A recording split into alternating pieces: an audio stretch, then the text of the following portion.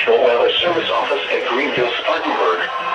The preceding signal was a test of weather radio station WXL56's public warning system.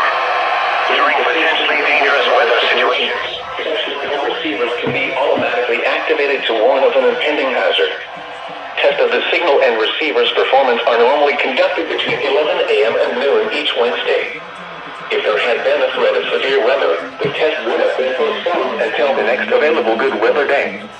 Reception of this broadcast and the alarm will occur at any given location. This variability, normally more noticeable at greater distances from the transmitter, can occur even though you are using a good quality receiver in good working order.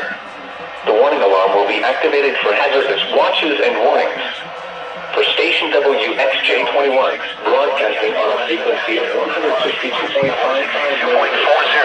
megahertz, in South Carolina, Abbeville, Anderson, Cherokee, Greenville, Greenwood, Lawrence, Newberry, Oconee, Pickens, Spartanburg, and Union. And in North Carolina, Polk and Rutherford.